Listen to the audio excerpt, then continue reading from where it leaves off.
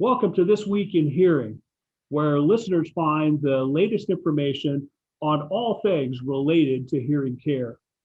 As you may have seen in some of our other productions, we talk about things from politics and hearing care legislation to device technology to pharmaceuticals, therapeutics, all the way to the latest trends in practice management. And one of the latest trends that we've found these days is in the area of leasing, or I think as we would probably better talk about that, we would call it a subscription to hearing care. I'm your host for this session, Bob Trainer, and my guest today is Jim Cothe, Head of Sales for Whisper Hearing Aids from San Francisco, California. Our topic today will be hearing aid subscriptions, but by a manufacturer's kind of a orientation to the hearing aid subscription process. Welcome to the program, Jim. Thanks so much for being with us today. And both of us have been involved in hearing care for probably longer than we ever want to admit. And thanks for being with us today. Thanks so much, Bob. It's great being with you. I don't mind admitting how long it's been. It's a great field to be in. So it is, yeah. I love it. And it's been great to be, because I know you're a master's degree audiologist as well before you joined up with one of the unnamed large manufacturers out in the world. So with that orientation to the products and the use of the products, to me that was a very refreshing orientation for a colleague that was in the sales area. Yeah, I mean, I loved, my background as an audiologist, and I've drawn on it, a lot throughout my career. But yeah, most of the time I've been on the manufacturing side of things, which has really been something that I've really enjoyed because I've been involved in bringing new technologies out to the profession. So yeah, it was a great background to have to be in this field.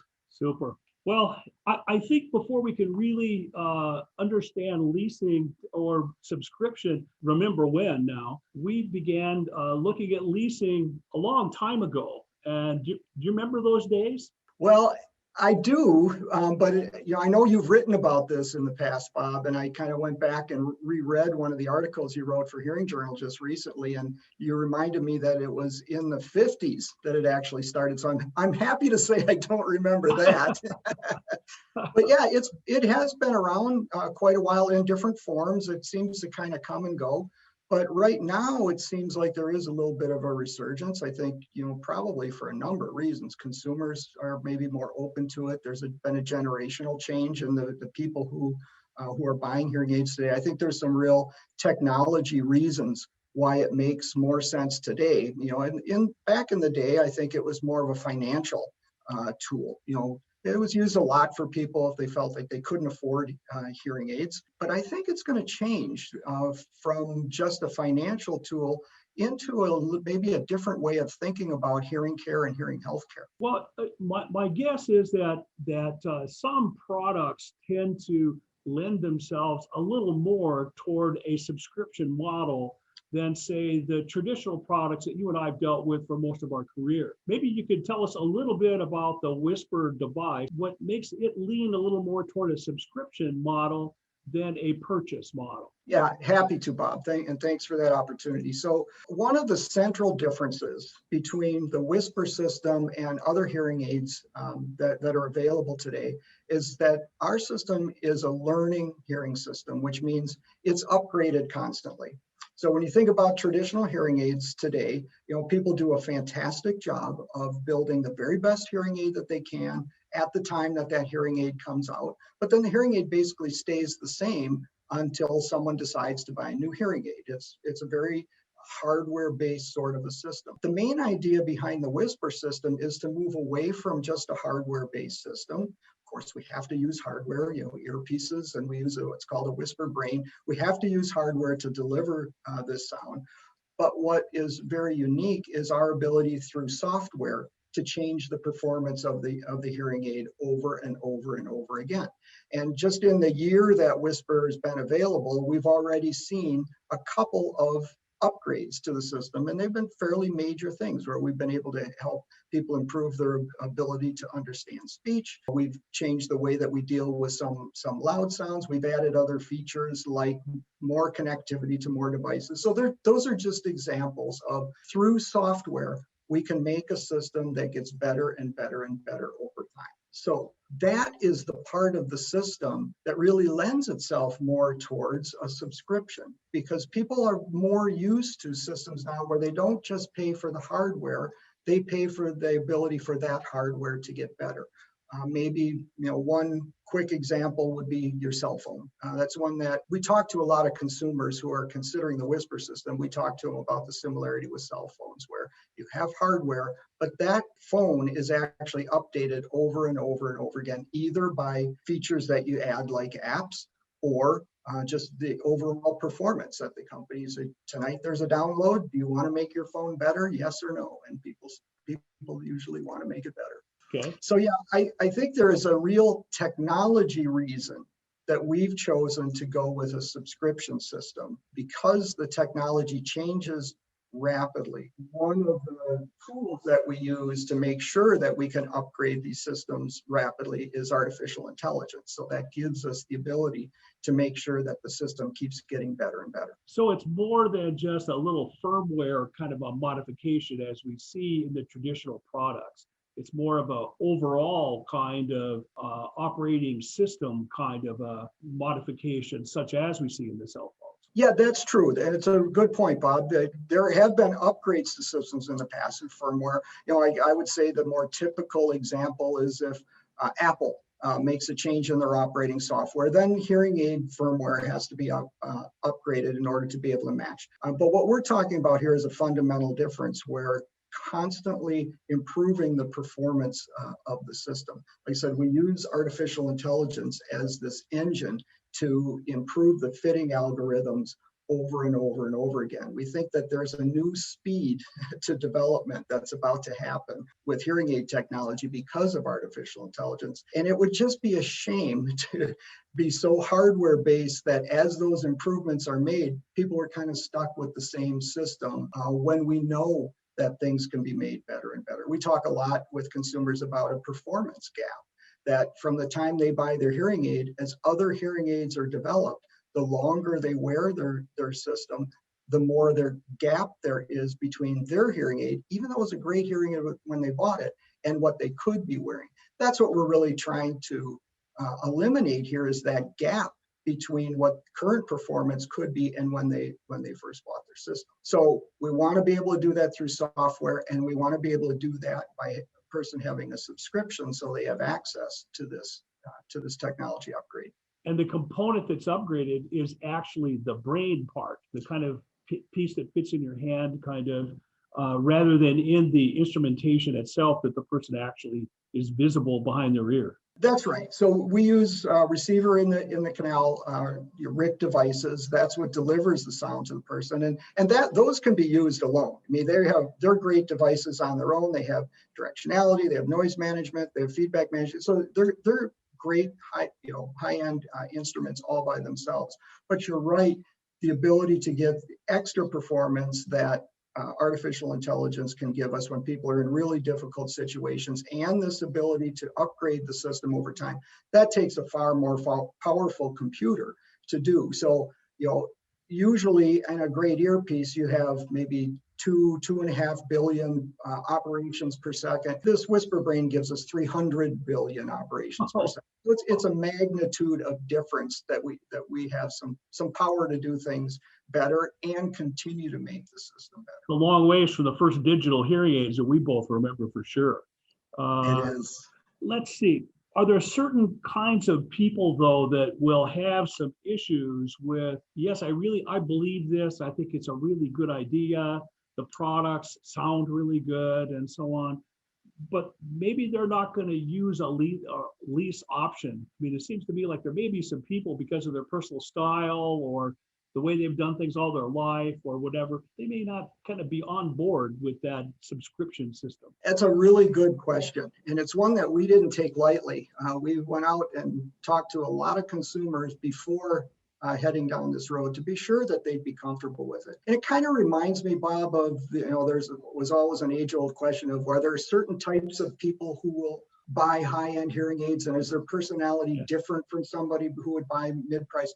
And it turns out that probably isn't true. What really determines what someone becomes interested in is the skill of the professional in explaining what the benefits really are and what this would mean. And that's what we found when we discuss leasing or subscription with people. We found that there are certain words that are kind of trigger words that people may say, I would never do that. Leasing tends to be one of those words. Probably rent is another one. What's that? Probably rent is another one. Right. Yeah. That's right. Yeah. But if you have only one view of what a lease means, and for most people that's a car, and we're in healthcare, we're in hearing healthcare, and so we try not to really associate with something like like buying or leasing a car. We try to associate much more with things that are done in healthcare, and so there are really good examples now of other parts of healthcare that are moving to subscription systems or leasing systems. I read recently about in diabetes care, people lease their insulin pumps, partly because it makes it more affordable for people, but partly because then you can make sure that as that lease ends and you start a new one, you always have upgraded hardware. And that's one of the ideas, I think, in hearing care that's going to become real important. We want to be sure that people turn these leases over, these subscriptions over routinely, so they have access not just to the best software, the way I described before, but also to have access to the very newest and best hardware at an appropriate time. Well, you also see that in heart kinds of pacemakers and things like that, where the software can be updated to make it work a little more efficiently and so on. And so I think we're seeing more and more of that in other healthcare areas, as you suggest. And why not? And now, one of the things too that I think might be of interest to the viewers, it seems to me that a product like this could be highly differentiated from the over-the-counter products and traditional devices and so on, to give a practice a significant amount of differentiation from other practices in the community. That is a really good point, Bob. I think we all know that there's going to have to be more and more differentiation between practices. Just relying on selling hardware, how we sell a hearing aid traditionally today, is going to be more difficult. Though there's more and more confusion from the consumer on pricing of systems. So yeah, this is a way of really thinking very differently about how you're providing hearing healthcare to your patients. Back to the question about, are there certain types of people and how would we explain this to people? We do tend to talk more about this is a subscription for your hearing healthcare that includes the hardware and upgrades and the care that you're given. So it's much more secure for the patient. They don't have to worry about, well, what am I going to be paying and when should I upgrade? There's a lot more security built into the system of you're being well taken care of by a great professional. We've got updated hardware. We can improve your system over and over again. So the idea of a subscription or a lease makes far more sense to the person than just kind of the old way of thinking about it as well. It's just a way so you don't have to pay as much upfront. It also includes kind of like I don't want my father's Oldsmobile. I want to have the upgradable kind of a device. And so that would make a lot of sense. Plus the differentiation. If I hadn't sold my clinic, I'd probably be looking at ways to differentiate in so many different ways. And this could be a nice way to do that. So in that regard, is this a profitable kind of enterprise for the hearing care professional? Is there enough built in there where it makes it valuable to them to not only use this for differentiation purposes, but also to increase their margins and keep themselves in business and things of that nature? Yeah, I mean, it has to be, without a doubt. And I think there are a few things that go into making sure that it's profitable for people. Going back to the article that you wrote fairly recently, kind of reminded me that there is a tipping point of how long people have their hearing aids to when they might start to wander and look outside of the practice. And that tends to be when the hearing aid is out of warranty. That after that point, more than half the people start to shop a little bit. So when you have a leasing or a subscription system like this, people stay with you, at least in our case, the system is always under warranty. It's always under loss and damage because it's a 3-year program. So people stay with you until it's time to make another decision. So in that way, you have a much more secure relationship with this patient. That is highly profitable.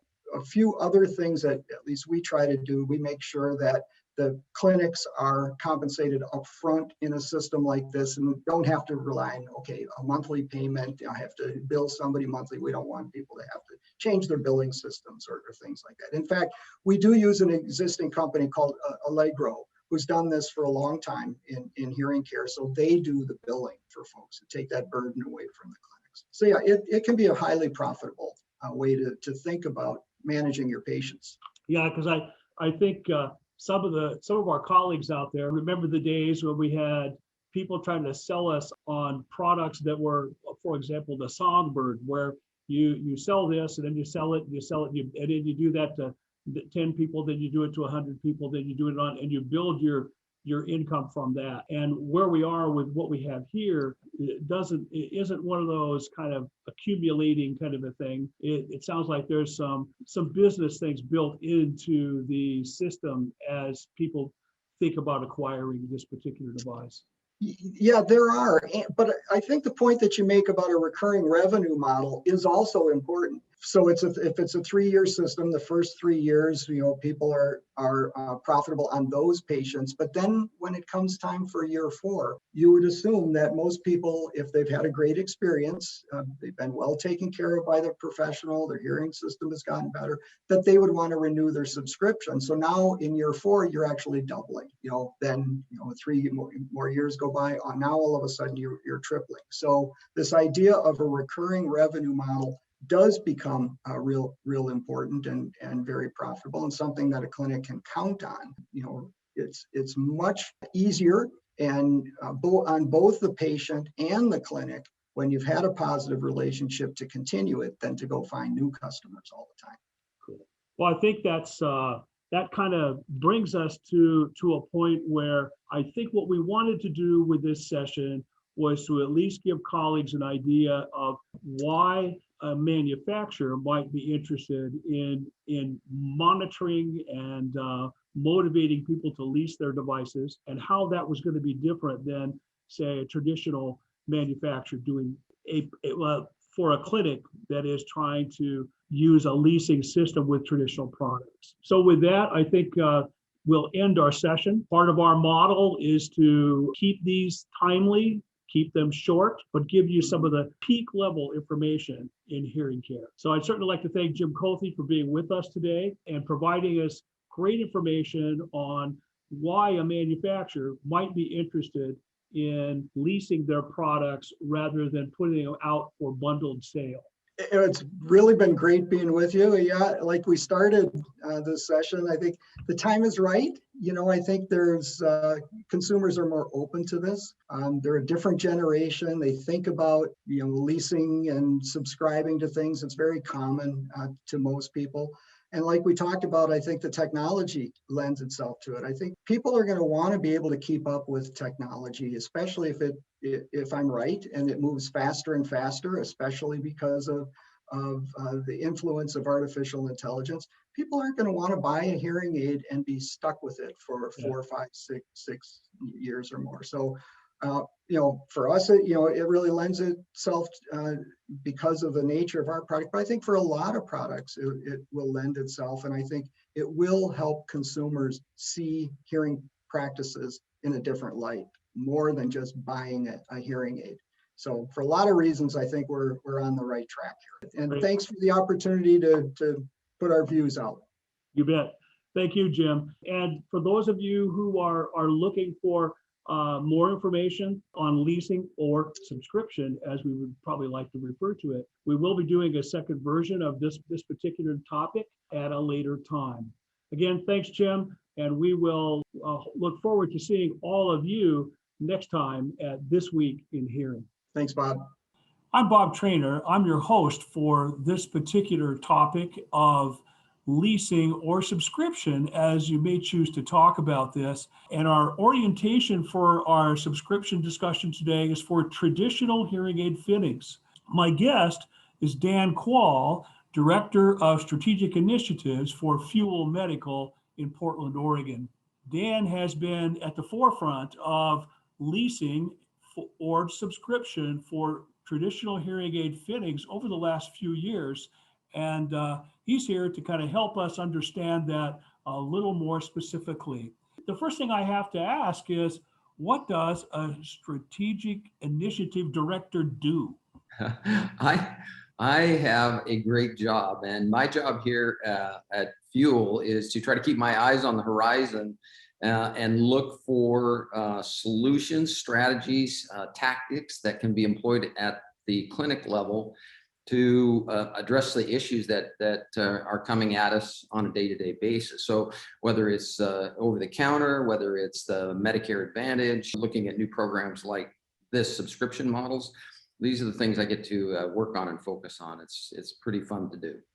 Cool. Well, I know that many of us have had the opportunity to listen to some of your presentations and webinars and things of that nature, but I'm not so sure that our audience has a good idea how you got into this and where you came from into being the Director of Strategic Initiatives for a major buying group. Yeah, so a little background. So here at Fuel, they call me an industry veteran, and that's because I have a lot of gray hair. But I have been in the profession of audiology in the industry of hearing aids for more than 40 years now.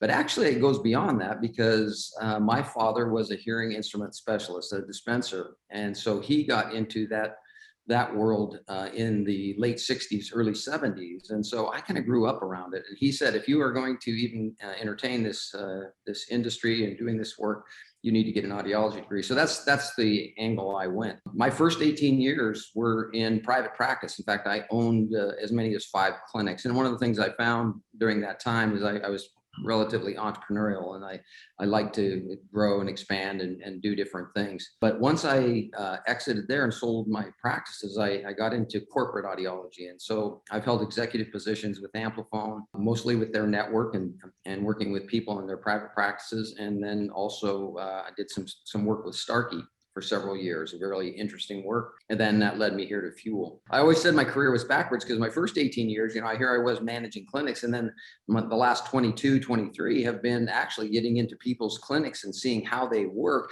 And I always say, boy, I wish I'd have known that, or I wish I'd have done that. You get so many great ideas from the clinicians out there that are, on the front line. And so that's what I enjoy about network organization. But it's refreshing to know that someone with a substantial background and orientation to the industry is in certain executive positions to begin to help all of us that are clinicians to facilitate our practice on a much more efficient basis. One of the things that was about leasing, we did an interview here not long ago with Al Turi, who's the head of the clinics down in the villages. And he's told me that, and all of our audience, that leasing was the mainstay of his practice these days in all of his 7 locations. So how did you kind of look at the leasing or the subscription model as a possible thing that's different now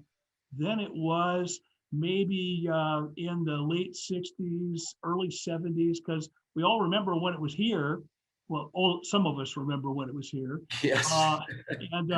And some of us remember when it was here before, and then it just kind of went away. So I guess with that as an orientation, why is it better now than it was before? And where do you see the subscription model moving? Yeah, so there is a storied history of leasing in the industry. But one of the things that started taking us down this road, and I say there's 3 factors that are really influencing it today, but probably the key one was technology. So when I was working at Starkey, I was working with Dave Fabry and Dennis Van Vliet, and we were trying to look at models that says, how do we keep patients on the top of the wave or the leading edge of technology that's taking place, because it's changing so rapidly.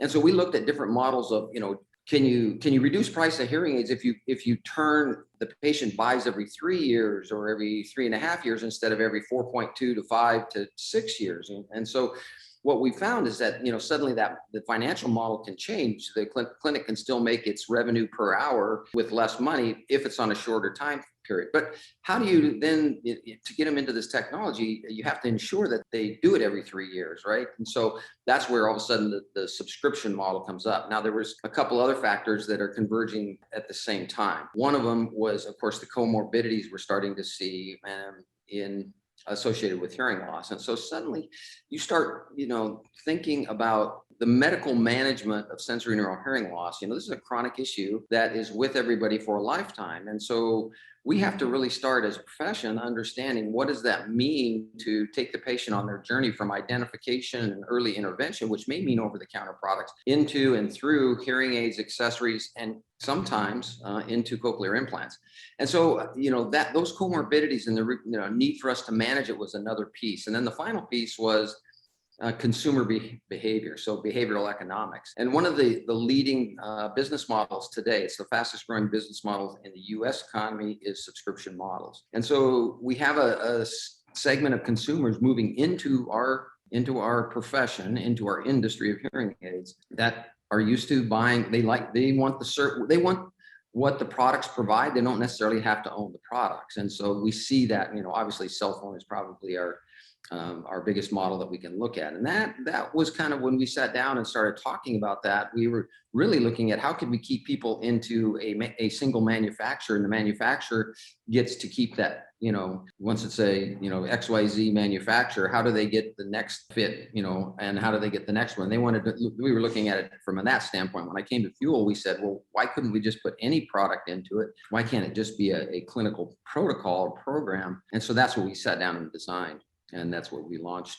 We've launched it now, Bob, about 2.5 years ago. So we are at a really interesting time with our model. We go on a 3-year turn rate for the technology aspect. And so what we believe is that we can keep people on that technology wave on a 3-year cycle. And so we'll be coming up on that first cycle here in November and December of this year to the patients that first, moved into that. That is, in fact, one of the things that we're really excited about, is to watch the percentages of patients that do automatically move into that next set of products. It's a very interesting model. So it sounds like it's we would say fur-lined for the dispensers as they begin to move from servicing the lease to possibly having a release situation by the consumer. Yeah, so when we look this now, like many people, I don't like to compare our profession and the fitting of hearing aids to the automobile industry, right? And we're not the same, but we have to recognize we understand a lease with a car. And so when you look at that model and you understand when you get to the end of the lease, you have options. We wanted that same thing to exist for patients. And so when they get to the end of the lease, they really have 3 options. One, they can buy out the residual of the product so that they can continue on with the set of hearing aids they have. 2, they can get the new technology and roll over and move forward at the same payment rate. Or 3, they can actually hand the hearing aids back in and move on to, in a different direction if that's what they choose to do. So we really give the patient a lot of flexibility in what they can do. But one of the things that we're really excited about, and I think you can relate to this as being on the front lines and working with patients, is with my patients when I was practicing, obviously you have to start introducing these new products and start talking to them about what's new. And you felt like you were constantly in a position, once you were at the 3 to 4 to 5 year mark, where you're constantly trying to do the sales, right? You have to understand, I've got to present the new technology. I have to give an idea what it'll do. And so it turns into some lengthy and sometimes uncomfortable conversations. With this model, this is like your cell phone. It's like you get a new hearing aid. So instead of talking about the sales aspect of the hearing aid, it's like, let's talk about the features you want in your new product. Let's sit down and have a discussion about what's changing in your life. And you've got a new hearing aid that we can fit you with. Let's get you the latest technology and make sure it's fitting your lifestyle. So we think it changes the dynamics and the conversation between the professional and the patient. And we're excited to watch that transition over the next couple of years. So I think it really changes the talk track at the clinic level. It allows people to concentrate more on taking care of their patients rather than trying to offer some sort of a sales orientation to them, no matter how they Yeah. provide that sales orientation. So would you think that there are some types of patients maybe that work a little better with the leasing or the subscription model Absolutely. than other That's types of patients? That has been a really interesting learning curve for us. So I would say the number one thing we found as we started launching this program, we started doing follow-up with the clinics that had adopted it, is that when it was first being used, they were using it as a finance program. And that is probably the one big red flag and piece of information I would want to share with your listeners is that don't bring on leasing or subscription models into your clinic to use it as financing. You really should get to the end of your hearing aid evaluation or communication assessment. And when you're going to make your recommendation for a treatment plan, I think you need to let the patient know there's three ways to enter into that. One, you can purchase a product outright. Two, there's the ability to finance and break it into payments. Or three, you can move into a subscription model where you make a monthly payment and you're in a program that where you're totally taken care of. The hearing aid's always under warranty. You're never going to have a repair charge. All your services are covered. So it's really a bundled product. We're going to follow you and make sure that, obviously as your hearing progresses, we're going to adjust and make sure we're, looking at depression issues, any of the factors that are following it, but it's a total package. The patient just makes a monthly payment and then they move forward. And then when 3 years comes up, the conversation turns to, hey, we're ready into this program to get the new, latest technology. Let's talk about what we want to do with that. And so it's not a finance program. And that's one of the things I think that differentiates our program maybe from some of the manufacturer programs that have done leasing is they have very little residual. So they're basically financing the product. We do have a residual at the end, depending on we have 4 levels of technology that people can purchase through it. And so it's pretty comprehensive and can encompass what we need for everybody. So that's the number one thing. The number two thing we found is age. And so, this is really a program. Age has a factor for 2 things. One is, I think some of our elderly patients that are in the 75, 80, 90-year-old range right now, this kind of model is foreign to them. They're not as savvy as maybe our 65 and 60-year-olds. And so they still want to purchase in a more traditional way. So you have to keep that as part of your practice. But when you start looking at the younger people who are coming into our clinics, the people that are in their 50s, 60s, even early 70s, who are going to be repeat users, and they're going to be buying 2, 3, 4 sets of hearing aids in their lifetime, this model fits them, absolutely perfectly. The other factor, and what I like, putting my entrepreneurial business hat on, is we know from some studies that were done, they came out of the Harvard Business Review. It's called the value or service profit chain. And these 3 gentlemen looked at what is the key drivers for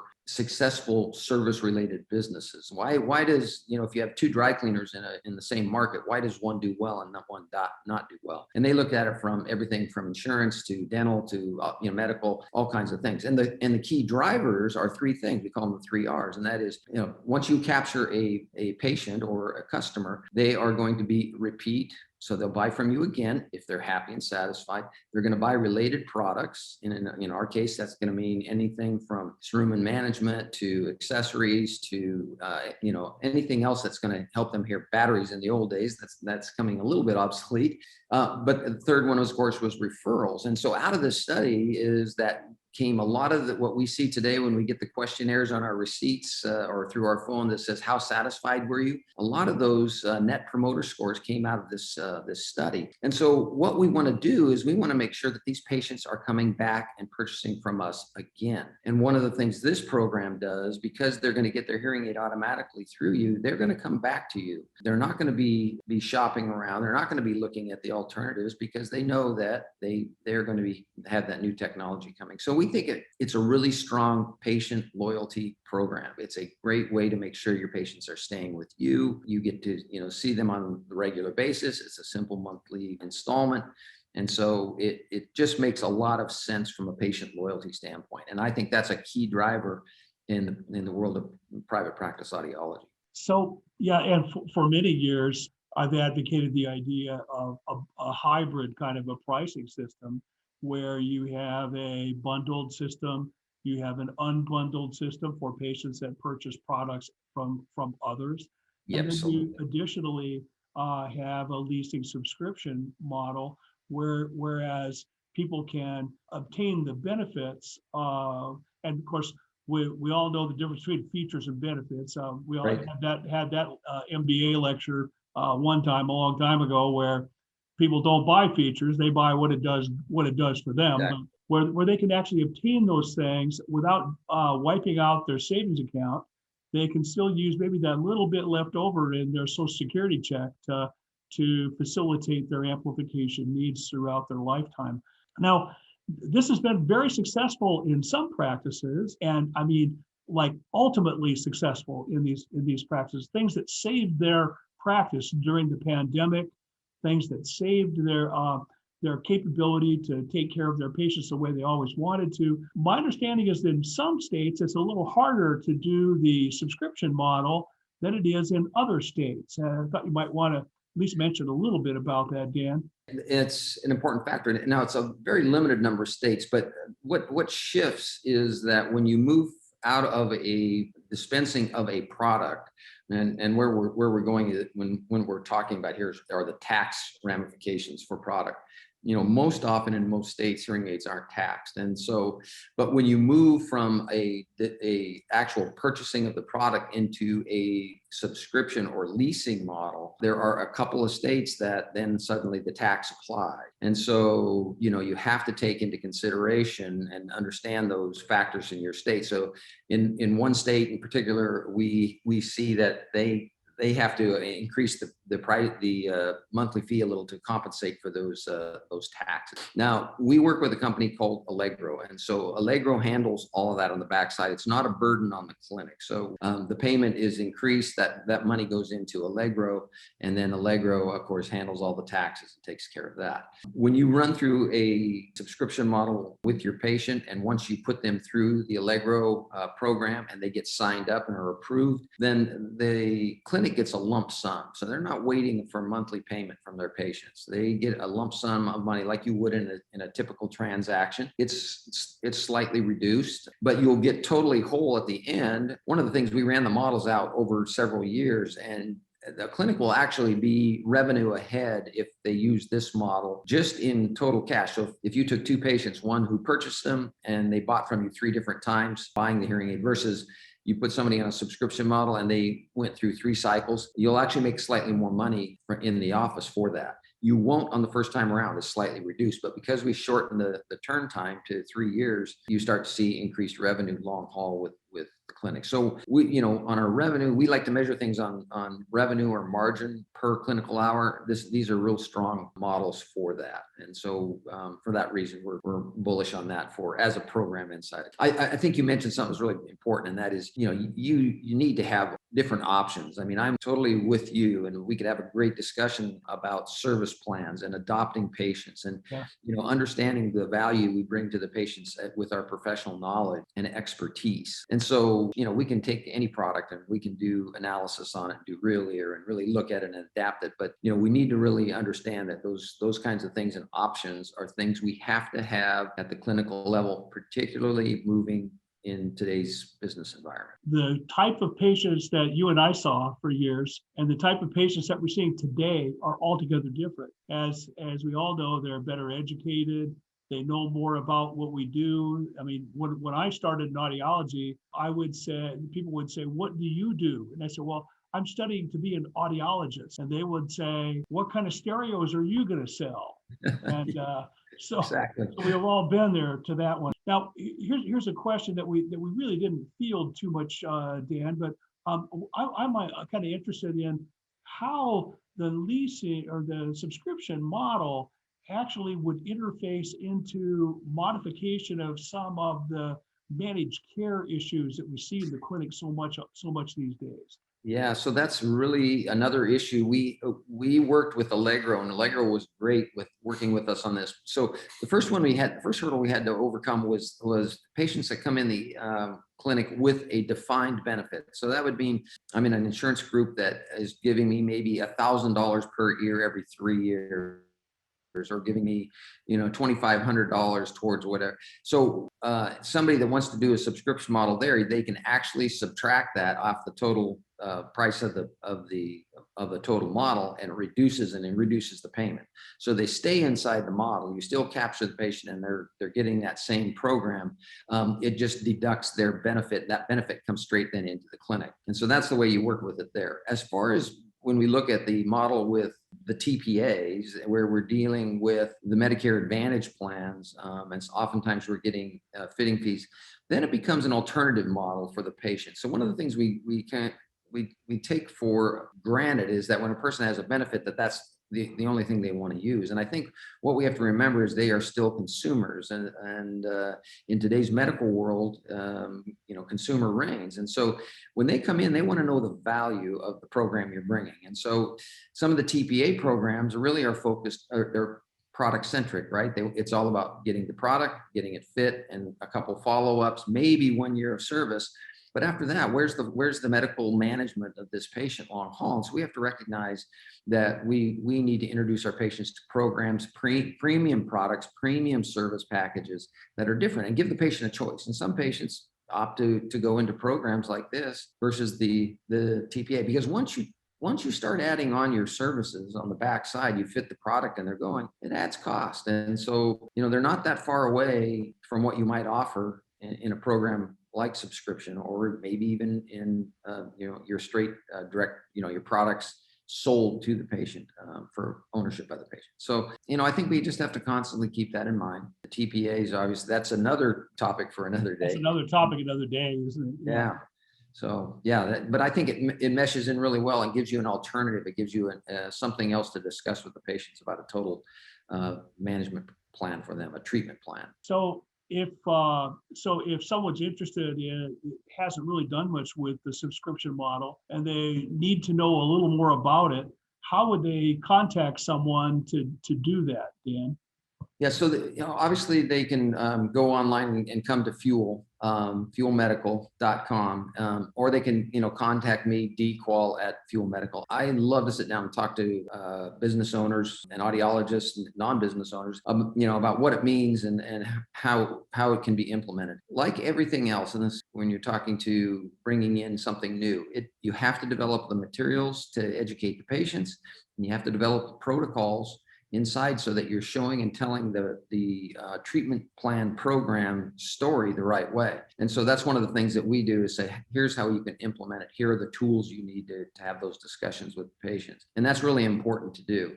Without good planning for bringing a program like that, you'll struggle getting it off the ground. So you really have to sit down and map it out. They just need to call us. We can help with that. There are other programs around that they should look into. Obviously, do your homework, but reach out to your manufacturer or call us. We're happy to have that conversation. And some of the other buying groups also have some programs in this regard these days. Absolutely. As well. Well, that's about all the time we have for this particular session. But I'd certainly like to thank Dan and Fuel Medical for being with us today and providing some specific insights into the subscription model, which we can't call leasing anymore, because it's like leasing is almost like rent. So we can't call it that anymore. So with all this new information on the subscription model, again, hope you'll be back with us again next week for This Week in Hearing.